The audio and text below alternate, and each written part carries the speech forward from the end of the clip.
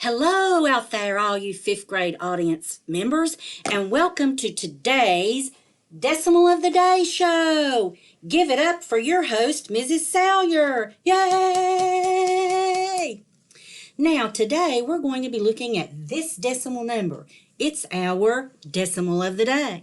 So, remember, the first thing that we need to do in order to be able to write this number is to say it. However, I would like all you audience members to push pause on this video and go get paper and pencil or either get your math journal. Press pause and go grab that quickly and come back to join us. Welcome back. Now that you have your paper and pencil, what I would like for you audience members to do is to write this word in word form. Remember, a decimal has a first name and a last name. The first name is just the number that you see, and the last name is the place value of the last decimal place. So, pause this video and write down your answer. I'm so glad that you're back with us. Now, I hear someone out there when I ask, excuse me, who says this decimal's first name is 125 because that's the number you see, and you would be correct. So we would write 125,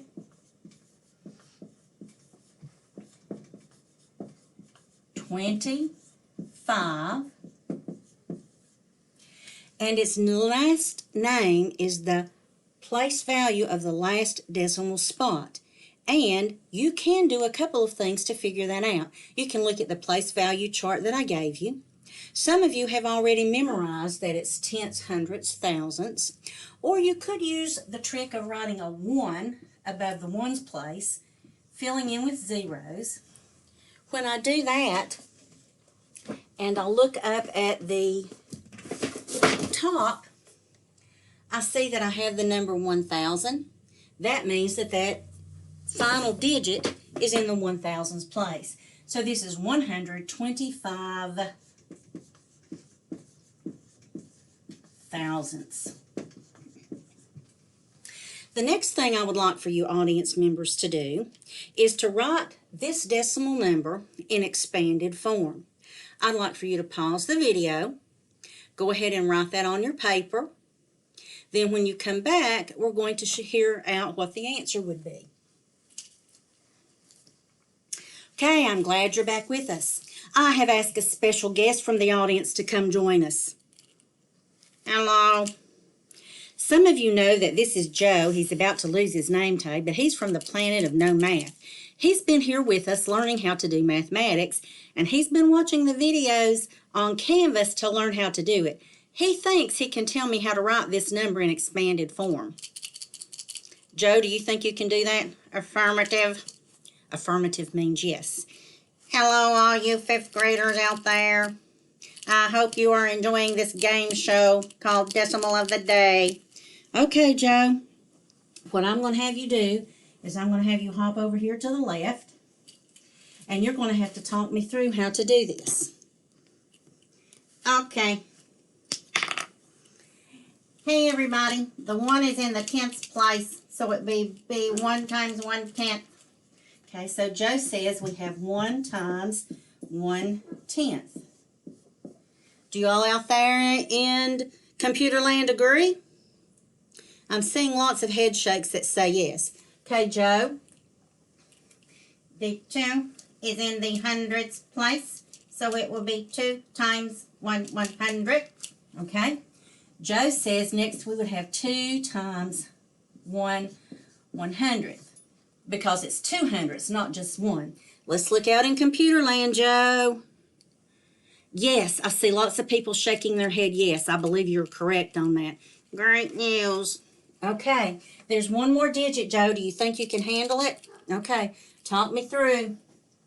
Okay, the 5 is in the thousandths place, so it will be 5 times 1/1000th. Okay, like that, Joe? Does everyone agree that Joe's correct? Yay! He's very happy that he's correct. What? Okay, Joe wants to know, why did I put these parentheses there?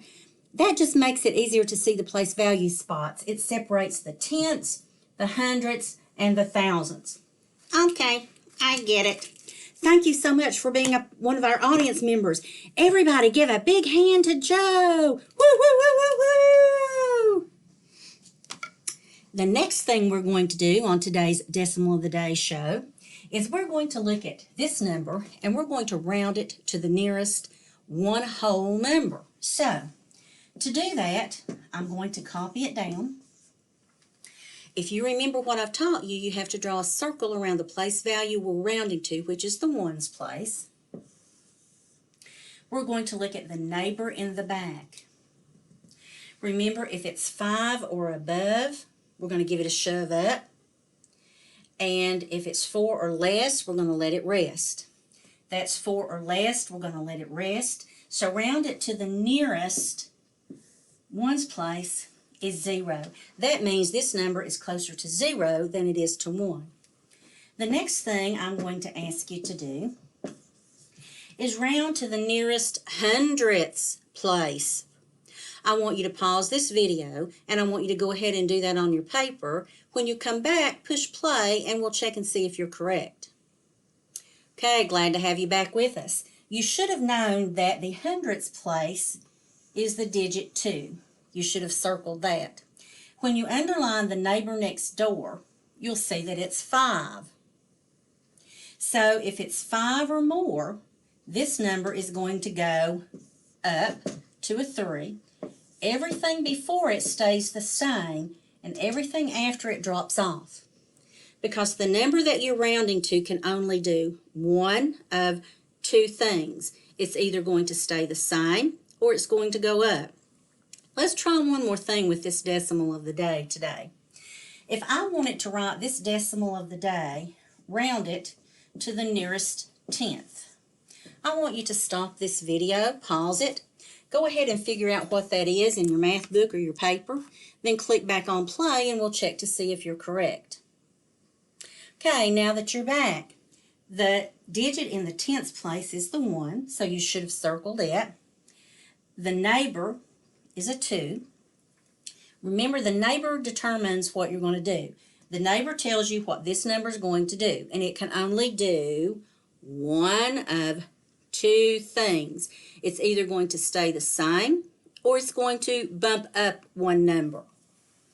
Okay, this is 4 or less, so we're going to give it a rest, which means it rounds to 0.1. Everything before what we're rounding to stays the same. Everything after drops off.